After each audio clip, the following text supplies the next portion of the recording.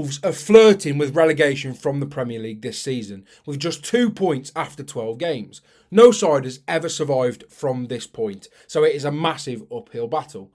In this video, we're going to be speaking about 3 things that Wolves must stop doing if they are going to stay in the league this season, because there are far too many things that they do consistently that I think they need to stop doing. Now, in this video as well, I'd really appreciate it if you would subscribe to the channel, because we are very, very close to 3,000 subscribers. That would be an absolute dream of mine to hit that. There are 67% of you who watch these videos who aren't subscribed, so I'd very much appreciate it if you could do that.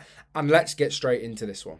Now, this is how Wolves lined up in the most recent defeat to Crystal Palace on the weekend, and generally, the first half, to sum it up really, I thought was okay. Now, it did feel very much like the Chelsea game, to be quite honest, though, where very much they were in it the first half with regards to just keeping Crystal Palace out, keeping Chelsea out as well. And it felt like there was no real attacking threat, no real attacking endeavour, but ultimately they were defending their penalty box relatively well. They were keeping Palace to limited chances, despite Mateta having to do better in that one-on-one situation. It should be 1-0 early on. And if it is, I fear for Wolves, I think it probably ends 4 or 5. But generally, defensively, I thought it was okay. I thought Krejci played relatively decent. I think Agbadou looked okay in spells, but even then, for me, I'm just absolutely not sold on him. And I thought Andre screening that back line did very, very well. Now, I think it's very interesting to break down that game and just say, do you know what, Wolves are just simply not good enough for the Premier League. And I do agree to an extent, and I do take your point in that frustration. But equally, Wolves need to create more. We were watching that game, and this is the first point we will speak about in terms of watching that game in that first half. You never once felt Wolves would score, and I certainly didn't anyway. It didn't feel like Wolves were, remotely threatening in the Palace final third. It felt very much quite an easy battle in the midfield for Daichi Kamada and Adam Wharton, and I thought Adam Wharton was absolutely exceptional. But in terms of the actual team, I think there was such a severe lack of creativity. Now, that is a lot down to the actual formation, I think. I think when you look at the side that was played, I think David Muller-Wolfer probably is one of the more creative players in the side, which is a concern, of course, being the left wing-back. Marshall Monetzi just, frustrating, and everyone knows my thoughts on him. But generally, I think Wolves needed a more creative spark, and ultimately, I don't know what people can possibly expect from Tolo Arokadara and Jorgen Strand Larsen up there if they're getting no service and they've got a very negative midfield behind them. So ultimately, for me, the first point that I think Wolves need to work on is that creativity. Now, if you look at the substitutions from the game as well, of course, you could argue they were trying to go a bit more creative. I think Hugo Bueno is a very creative player and one of Wolves' better players this season, in my opinion. Jean Arias is meant to be a creative player, but has looked absolutely miles off the pace. Hwang Hee-Chan, very much similar. And John Ritter Bellegarde, he's the only real player in this team that can carry the ball. He really is a great ball carrier, but other than that, he doesn't provide the end product. And obviously last season he had 7 assists in the Premier League. But this season he's not looked anywhere near that threat. He's not really settled in the side. He's not really got a place in the side as well, because he's not a 6, but he's not an 8. He's not really a winger. He's not really got a position, and he never really has nailed down a position in his whole time at Wolves, to be honest. So ultimately, creativity for me is the number one concern, and Wolves must address that in the January transfer window. Now, my second worry is how involved the centre-halves are in things that Wolves do. Now, don't get me wrong, Wolves do need to get creativity from somewhere, as we just mentioned.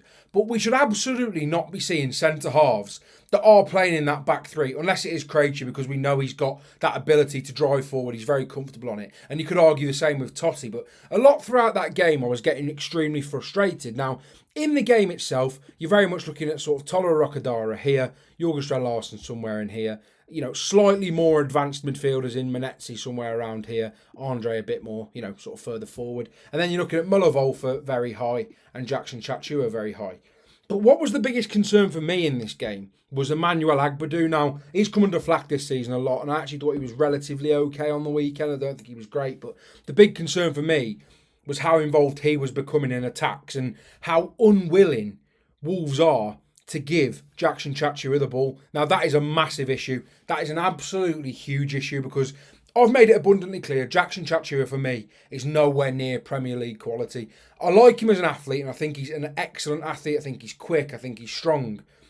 But the actual footballing ability, the technical quality, is just not there. It really isn't. Now, he had 2 crosses on the weekend, 50% accuracy, found one man with them. Wasn't a great ball, and it was more sort of a great bit of movement from in the middle. But generally, Jackson Chachua, for me, for a player that plays so high and a player that is going to continue, you'd like to think, to play so high, given his physical, attributes, he doesn't do anywhere near enough. And the biggest concern for me was this. Now, as I've said about Emmanuel Agbadou, often we did see in that first half, Emmanuel Agbadou was here.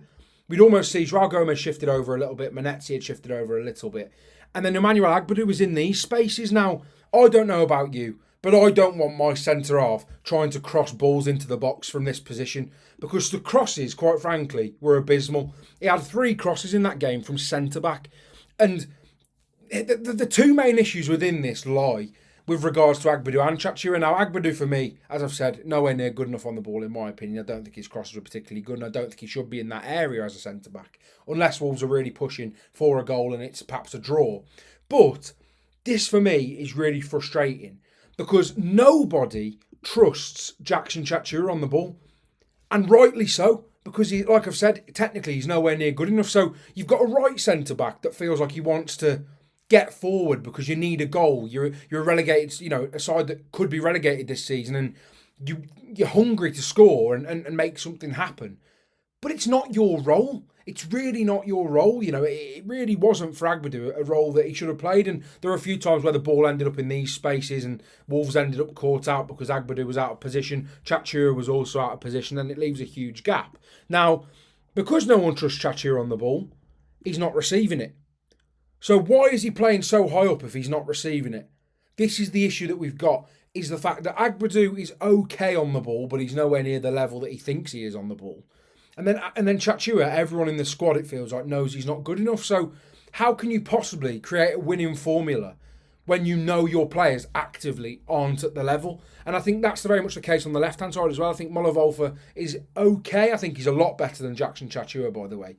But again, I don't think he has anywhere near enough of a deadly delivery as Hugo Bueno. I don't think he's got as much pace as Hugo Bueno. I don't think he's anywhere near as offensively dangerous as Hugo Bueno.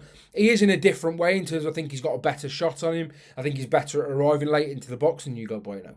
But in this side where Wolves need to be creating chances, I did find it a bit baffling that on that left-hand side, Bueno didn't start the game, to be honest. And finally for me, and it sounds pretty straightforward, I suppose, when Wolves are where they are, given the fact they've been so dreadful in front of goal this season, they need to be putting chances away. Now, that sounds very self-explanatory, of course, but in that game, you really did see the difference between players that have got so much confidence and so much ability to take on a shot, to make something happen. Jeremy Pino, I thought, was absolutely outstanding. I think there's not many players in the league that pick up spaces as well as him, the players that find pockets of space, and players that have the confidence to try the goal that ultimately he did score. And I think Wolves don't have enough of that. There's not enough sort of risk taking. There's not enough mavericks in the side, and Wolves do need a player like that. Hence why Fer Lopez has been a very big fan of mine. I think Rodrigo Gomez was somewhat that, but as he is now injured probably until the new year, to be fair. And generally, I think Wolves need to be creating a lot more, but also scoring the chances they are creating. Now, as you can see, it was 8 shots, 1 on target, and a lot of the shots very much to me felt like a wayward shot or a shot just for the sake of having a shot. There was no real fashioning of opportunities. And generally, when the chances are being created, no one's finishing them. I think John Arias simply has to score. I think Tolera Rokodara simply has to score. And yes, we could be talking about it as a different game because Wolves did create a few chances in that game. But ultimately, Crystal Palace were very, very comfortable, and then they go and take it away from you. And with sides that have so much quality like that, you will be facing that. And don't get me wrong, I think even sides in and around Wolves, they'd struggle. Of course, they've dropped 6 points this season to Burnley and Leeds at home, the 2 easiest fixtures by far on paper. And I just think it's a massive, massive concern. So if you do feel like Wolves are relegated already, I do completely understand those fears. But there are so many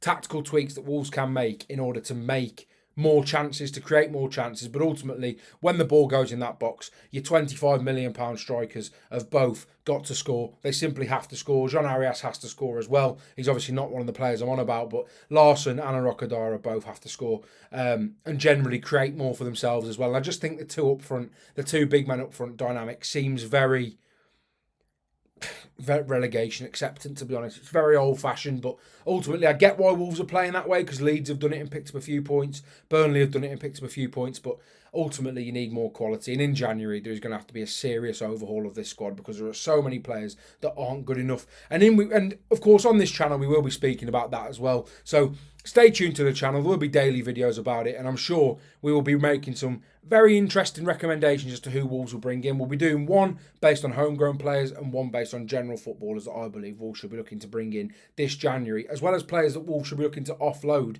in order to help the homegrown quota in their squad as well. So overall, it's a very negative feeling around the Molineux and around Wolves fan base at the moment.